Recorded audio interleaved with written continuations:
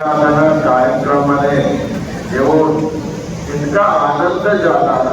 तुम्हाला बघून, शिवाचार्य बघून, गायकांचे गाणं ऐकून आनंद झालेला हो. म्हणून ही कीर्तन परंपरा उत्तरोत्तर उत्कृष्ट व्हावो या पंचसूत्रांच्या माध्यमातून जगातील सर्व धर्मीय लोकांना दार्शनिक तत्व समजावा या उद्देशाने हा कार्यक्रम संपन्न झालेला आहे. महास्वामीजी ज्यावेळी दर्शनाला बसते त्यावेळी तुम्ही प्रत्येकाने ग्रंथ घ्या. महास्वामीजी तुम्हाला हस्तांतर करून प्रदान करणार आहे. विशेष रूपाने आता आपल्याला जनगणती येणार आहे. प्रादेशिक सरकार आहे जे विद्यार्थ्यांना विद्याध्ययनामध्ये आणि नोकरीमध्ये काही रिझर्वेशन सांगितलेलं आहे. तो रिझर्वेशन जातीच्या आधाराने तुम्हाला मिळतो. त्या रिझर्वेशन सर्वांना आवश्यकच आहे.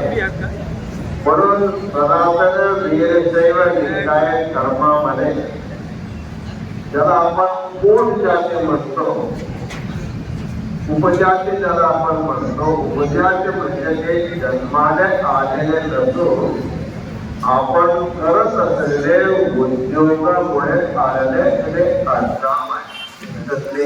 माने कोटे आदी जे आहे पंचमवादी उपजाती आहे. खरे अर्थाने आम्ही सर्व वीरशैव आहोत. उपजातीचे माध्यम म्हणजे आपल्याला उद्योगासाठी झालेलं आहे. परंतु आता ते जातीमुळे रिझर्वेशन मिळत असल्यामुळे आम्ही जाती सोडा म्हटलं तरी तुम्ही काय सोडणार नाही. सोडले तर तुम्हाला काय फायदा होणार नाही. तोपर्यंत आम्ही सर्व लोक आपला धर्म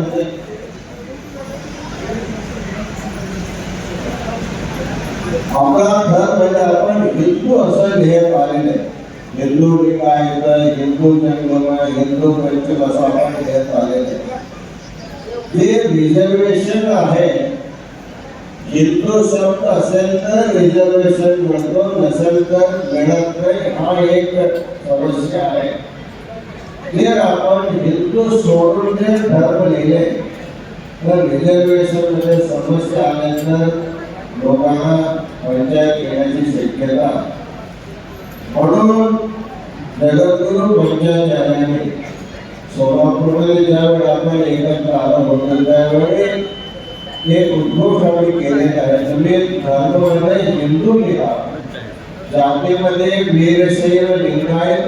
आता जनगणते कालामध्ये जो 7वा कालम आहे, काही लोकांच्या म्हणणं आम्ही 7व्या कालमामध्ये जर आपण वीरशैव लिंगायत केले तर आपले धर्माला मान्य मिळेल असं एक धोरण आहे. परंतु तो सरकारचा निर्णय असल्यामुळे जोपर्यंत आपल्याला स्वतंत्र धर्माचे कोड मिळत नाही तोपर्यंत तिकडं त्याचा काय फायदा होणार नाही. म्हणून तुम्ही जातीकडे लक्ष द्या आणि जातीच्या ठिकाणी तुमच्या जातीचे रिझर्वेशनसाठी द्या.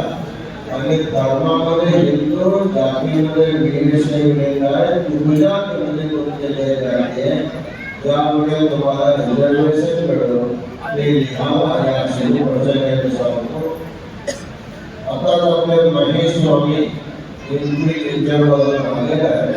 तरी तुम्हाला सर्वांना आमंत्रित केलेलं आहे. 2027 मध्ये एप्रिल 11-12-13 तारखेला पुण्यनगरी पिंपरी चिंचवडमध्ये जगद्गुरु पंचाचार्यांची होमाचा संपन्न होणार आहे.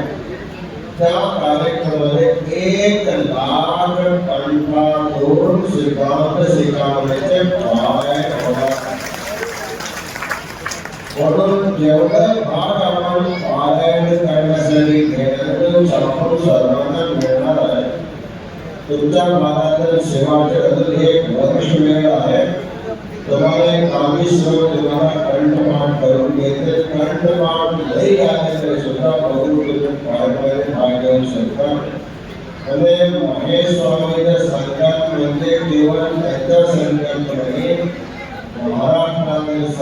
शिवाचार्यांचे सर्व संकल्पांसाठी आपला संकल्प आपण पूर्ण करावा म्हणून स्वामी आमंत्रण दिलेल्या त्यासाठी त्या कार्यक्रमासाठी सर्वांनी सरळ हाताने दान पण करा आणि कार्यक्रमाचे सहभागी व्हा असं सर्वांना आवाहन देऊ. कोणच सर्वांना सेवा देऊ. आपले दिगंबर शिवाच्या 21 पेरिशयन गुरुमायांच्या पुणे दिलेल्या कार्यक्रम दरवर्षी वाढत लाखो लोकांना सुद्धा या कार्यक्रमात भाग घेऊ.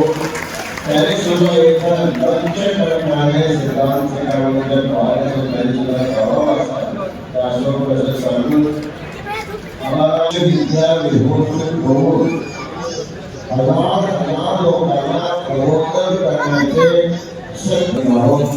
ओम शांती शांती शांती.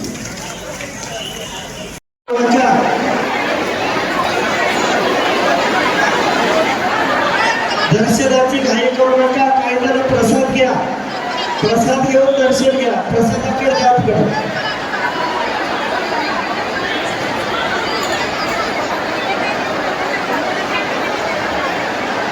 महिला मंडळ थांबा थोडं.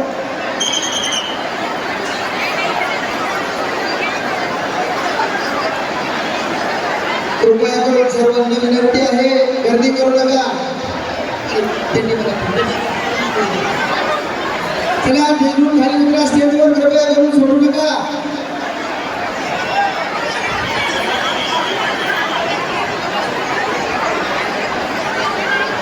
सदाशिव मोतीराम पोलीस पाटील यांच्याकडून 2100 रुपये देण्यात मिळाले. धन्यवाद. केदार शिवराव राणा यांच्याकडून 2100 रुपये देण्यात मिळाले. धन्यवाद.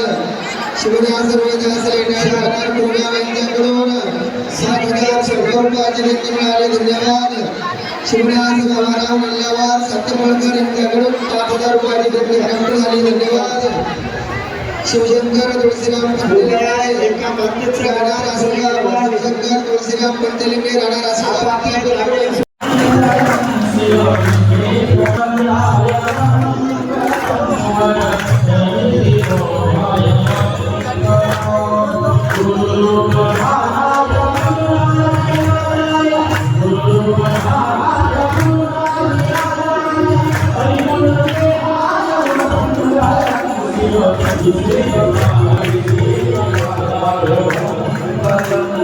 Oh